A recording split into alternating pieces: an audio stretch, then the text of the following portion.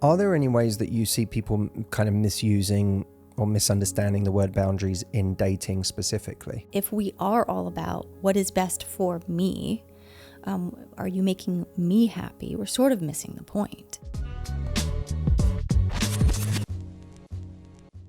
A quick note before we start, I am bringing back a hugely popular free event I do every couple of years called the 30-Day Confidence Challenge. It is really unique in that I give you 5 missions to increase your confidence over 30 days, and we all do them together. I think confidence is a superpower in this life, and the 30-Day Confidence Challenge begs a simple question. Who are you, and what are you capable of when you don't have your foot on the brakes?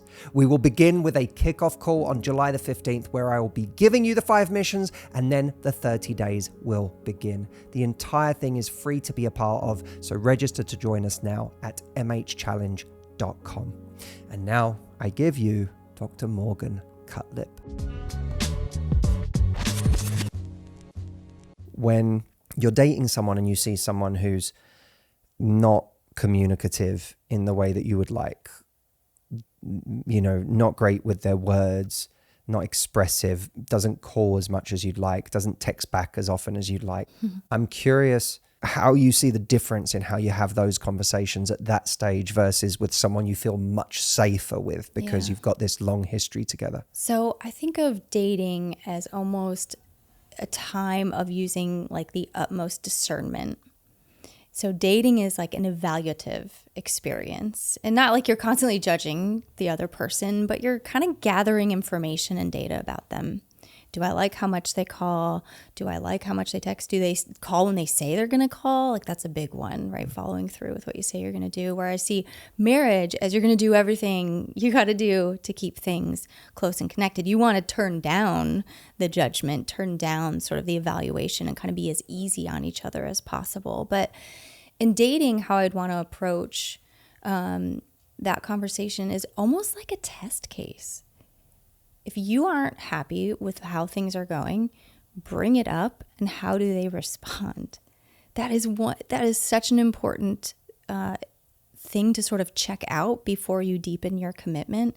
I think one of the most important things about a partner in a dating relationship is that they're willing to grow and to change. And I don't mean change into another type of person, but they're willing to have their culture impacted. They're willing to expand and to learn new things, and they're open to growth. So if you bring up, hey, I wish you kind of called me a little bit more, and you're immediately met with defensiveness and pushback and, well, you just are so needy. What's your problem? Get off my back. That's information worth considering. And if you are not enjoying that experience in your dating life, it would be a red flag to me around what that looks like as you deepen your commitment. To what extent do you think we should give people the benefit of the doubt? If, for example, if you had brought something like that up with your husband in dating, I have no idea how that would have gone. But if he didn't have those tools, he may have gotten defensive. How do you differentiate between what is a reflex response that shouldn't be taken too seriously versus a genuine red flag? I mean, that's a kind of a complex question, because it's like in dating, you're kind of doing a character analysis of like what is going on with this person. Because back when I had that conversation with my husband, when we were dating, we've probably had that conversation. He would have been defensive. We were really young. So it's getting to know all these different aspects of a person. So overall, was he a conscientious guy? Did he do what he said he was going to do? Did he apologize when he did things that, hurt me or show that he cared? Yeah, for the most part, yes. What did I see in terms of how his parents interacted or his family growing up experiences? Like, where is he coming from? What's the culture he's going to bring into our relationship? So I feel like part of it is kind of like this in-depth character analysis that you're sort of trying to parse out. What is a knee-jerk normal defense, which defensiveness is normal. That's a common thing. We all do it. And what is actually a bigger issue that's going to be really difficult to live with in a relationship. And I think, one of the big things is what I said before, which is changeability and openness openness to change. And it might come delayed, it might come a little bit after that conversation. But I think also we have to sort of zoom out and gather information along the way in the relationship and look at what is the pattern or what is the picture it's painting of this person. Is there more good than bad? Are some of these things just skills, communication skills, conflict management skills that can be taught, that can be learned? Or is this more of a, they just don't ever see my perspective. They just don't ever get in my shoes. That is something that is less changeable, and I'd have more red flags around that. How do you help people distinguish a gut feeling that should be listened to from anxiety that comes from past experience, having a nervous system that is flaring up?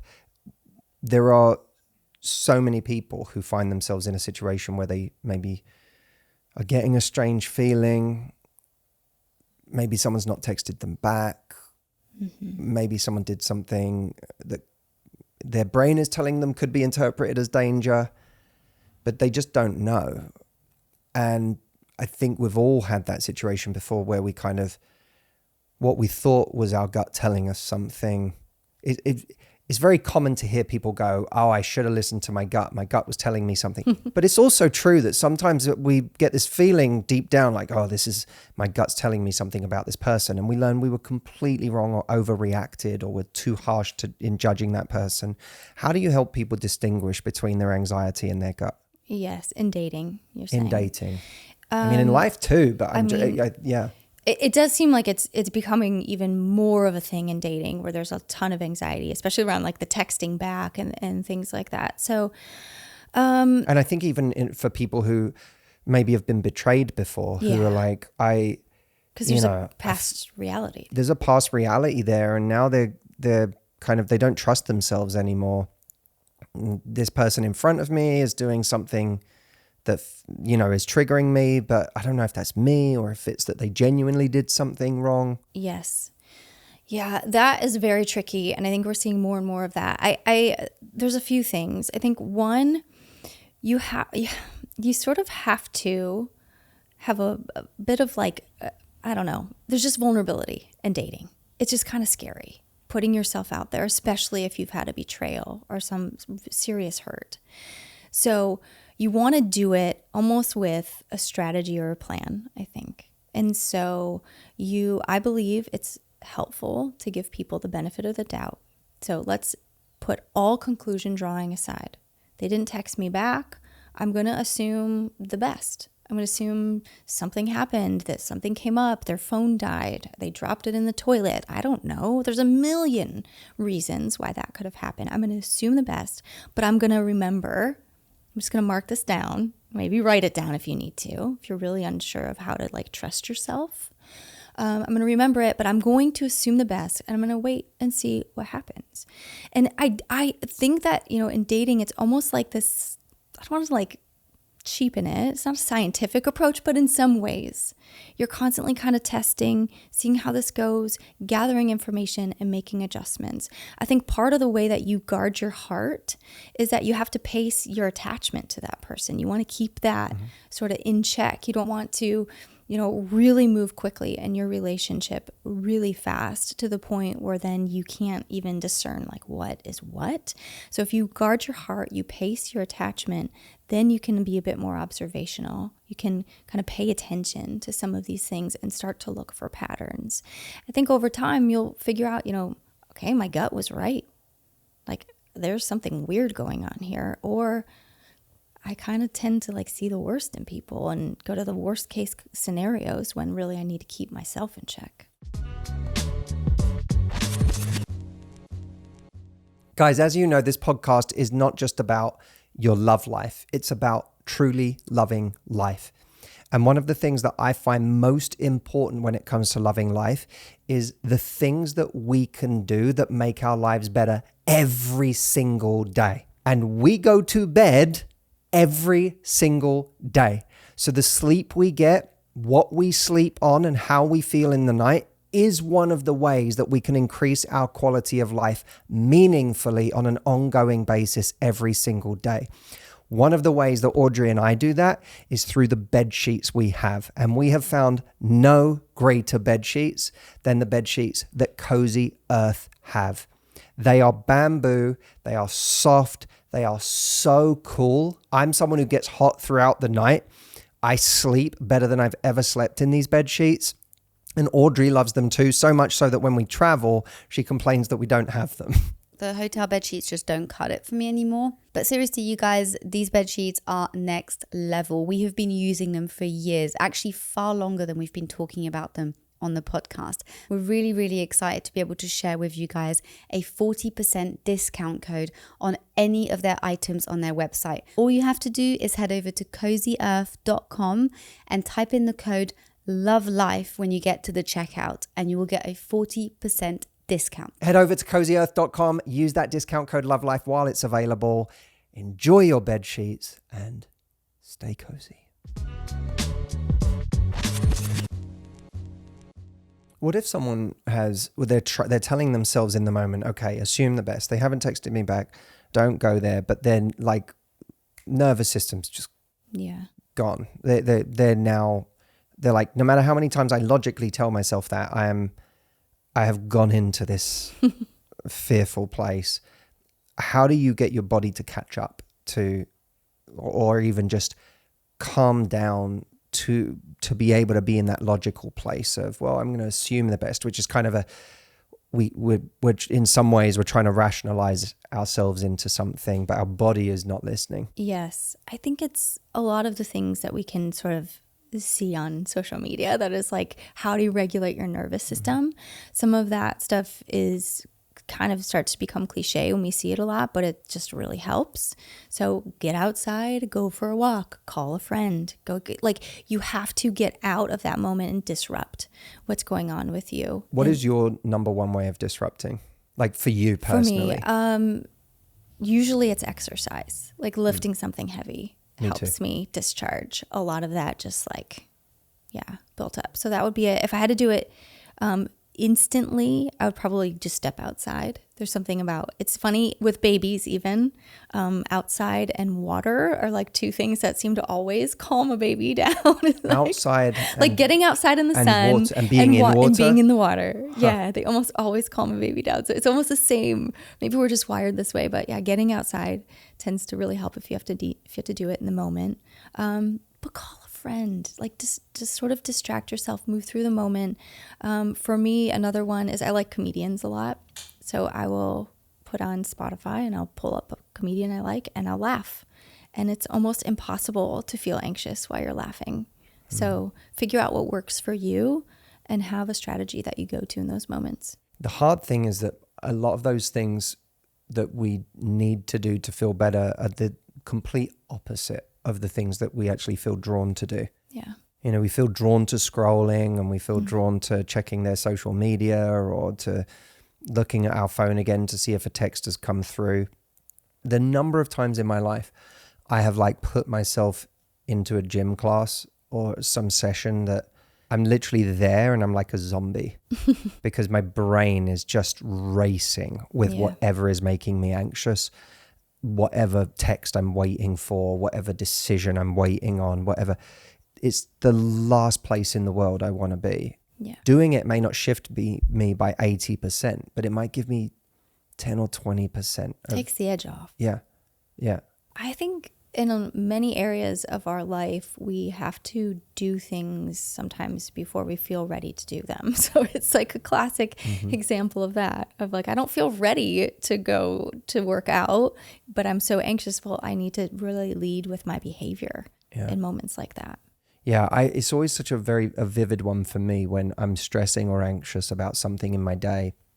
And then I come and do something like this, have a conversation on camera, shoot a video. Usually one of the best ones is actually deliver a webinar. And it's crazy that by the end of it, my brain has lost track.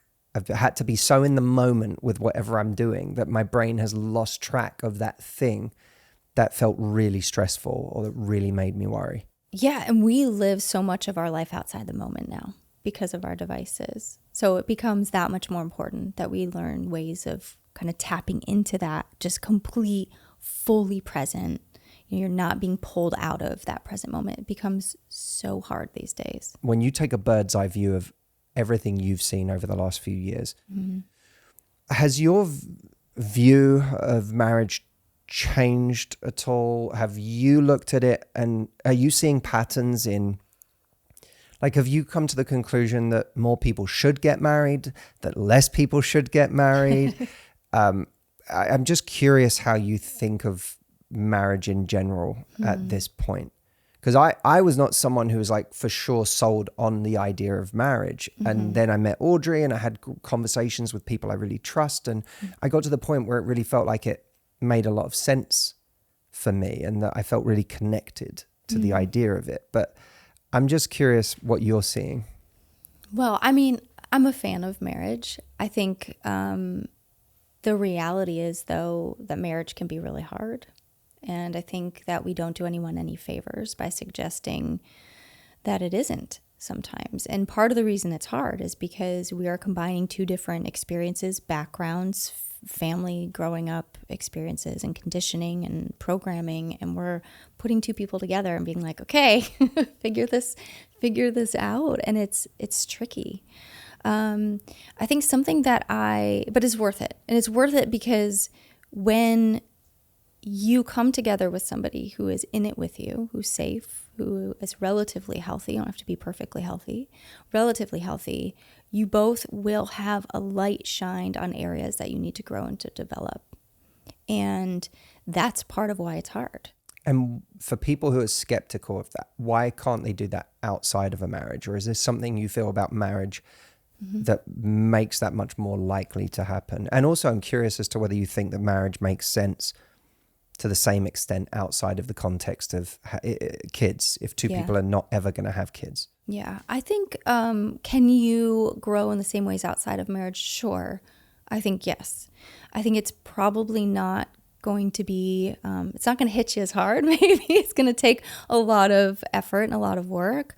And I think, for the most part, not for the most part, completely, we're wired to be in relationships. Humans are relational.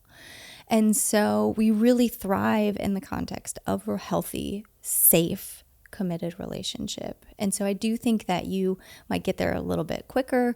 You might get to a deeper level of that personal growth and that personal change. And it's been really cool. 17 years of marriage is not like a little bit of marriage, but it's also not like 40, 50 years. We're kind of we're sort of veterans, but it's been this really cool experience to look back on how much we have both changed for the better. As people, how we love each other. And I think it's a beautiful thing. In terms of your question around the larger landscape of marriage, something that I feel like I'm seeing societally, we politically even, we like to sort of say, it's better to be this kind of collectivistic kind of culture. We want to love everybody, take care of everybody, all these things. But then I see, at least what I see, is that we're becoming more individualistic in our relationships. If you don't serve me, if you don't make me happy, I'm going to put a boundary up. I'm going to cut you off. I'm going to leave my relationship. And I think that we really need to, if we're going to be married, going to be in a committed relationship, we have to both have this openness to really show up for each other, to grow, to expand, to change, to become better than we would be on our own. But the individualistic perspective in our relationships makes it really hard to do that. Because the moment it's not serving you, the moment you're not happy, people are going to check out. Hey everyone, before you go any further with this interview, have you tried Matthew AI yet? This is my digital mind where you can either text or call me to ask me any question you would love to get my advice on. You can try it for free at askmh.com. It blows people's minds every time. If you have not tried it yet, please think of a question you'd love to ask me right now and go to askmh.com to ask my digital mind your biggest question. I will see you there. Now, back to the interview. Do you think people are too judgmental in dating today? Do you feel like people are going in with their expectations too high? I don't actually know. I think there's probably a subset of people who are very judgmental, very like kind of me focused, sort of like my life's good on its own. So what are you going to bring to improve my life? But then I also think there are those people that should be more judgmental, who almost need to use more discernment. So I don't know. I do just see, though, in the committed relationships, even in family relationships, we're seeing this whole movement around completely disconnecting from your family, that we are becoming quite individualistic. Could you delve into that more? People disconnecting from their family? Yeah, almost. In what sense? Like just from a point of view of caring less about maintaining the relationships, or cutting them off because they don't like something they did? Cutting them off. I'm seeing more and more of that, where it's like, oh, my family doesn't understand this about me. We just don't see them anymore. I won't talk to my mom, or I won't talk to my dad anymore. And I know that there's legitimate trauma, and there's situations where that is necessary. But it's almost like there's a movement around this sort of complete disconnection. It's really interesting. Yeah, because I've seen both sides of this argument. And there's a guy who wrote a book really recently. I think it's called The Power of Parting. Okay. Which was very much about, it talks about his mother's highly abusive relationship with him and how he had to cut her out completely. And the book is about how much liberation and freedom and emotional well-being can come from cutting someone out completely, and parents and people like that are the hardest people in many ways to cut out completely. Yes. I've also seen the other movement online that talks about we've become far too sensitive. We now feel like someone doesn't like the way we live, and all of a sudden they're dead to us, and we cut them off. And so I've seen that side of it too. I'm curious as to whether you fall more on one side or the other, or you may just say, no, I think it is the way it is. There are situations where it's appropriate. There are situations where it's not. But what's your bird's eye view of that? I tend to fall somewhere in the middle, because I do think, the story that you mentioned, that's probably a really appropriate situation in which to cut your family off. And I haven't gone too deep into we're kind of wandering down this path. I haven't gone too deep into this.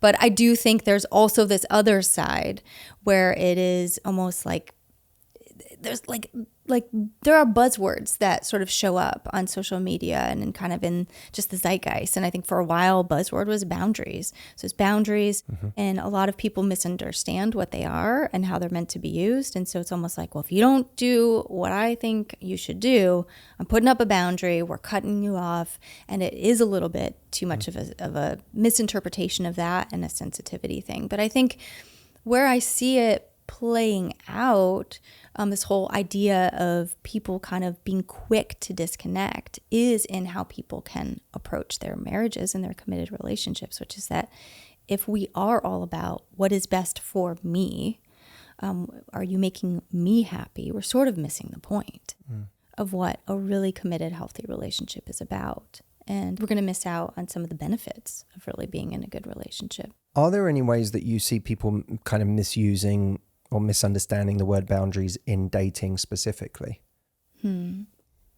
Because I sometimes have a fear, even as people are watching my work, that there is a misinterpretation of things, that people, they like learning about boundaries, they like learning about standards. There's something incredibly empowering about it, especially for someone who has gone too far the other way in their past and has, felt walked all over, and it's caused a lot of pain in their life for them to let people get away with so much.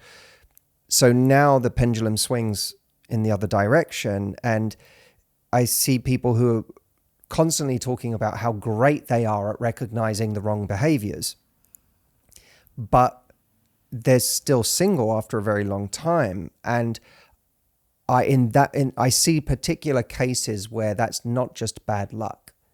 It's that they really have gotten good at keeping people out. They really have gotten good at finding issue with things people are doing, or labeling them something, and it's now become what initially was something that really saved them has kind of potentially gone too far the other way. I think that happens a lot, where it's something good, too much of something good becomes bad. And I think, boundaries are meant to be safeguards that we put up to protect the relationship, to help preserve the relationship. Really, like if you put up a boundary with your family, it's like, I'm going to put this up so I can handle being around you in a way that feels kind of safe and secure. And so you're more in the dating world than I am. But I absolutely have seen time and time again where somebody learns a new skill, they sort of apply it to everything, and they have now used boundaries so much to the point where they've just built walls all around themselves. I really like that idea of boundaries being something that can preserve a relationship with someone. I don't know if I've heard it said in that way before, but I think that's a really astute way of putting it. Yeah. I mean, I think that's the misinterpretation out there, is that we think a boundary is something that we put down to cut someone off, when it's like, no, we're putting that in there so that we can continue to have a relationship in a way that we're protected, we're feeling pretty safe. And I think the other misinterpretation around boundaries is that we think that it means that the other person has to do what we want them to do, when really it's just kind of like, this is how we're going to react if this particular boundary is crossed. This is how we're going to handle it, because you cannot control how other people show up. Yeah. No, and they become a way of preserving your own energy. Yes. Yeah. Yeah. Leave a comment below and let me know what spoke to you about this interview. I'm so curious to hear, because I know there was some stuff that really spoke to me. And don't forget to register for the Confidence Challenge before you go. We consume so much content these days, and not enough of it makes a practical difference in our actual lives. This is the opposite of that. It will supercharge your efforts to find love, or simply help you make more of an impact in your life. It's free. It kicks off on July the 15th, and you can register at mhchallenge.com. I'll see you there.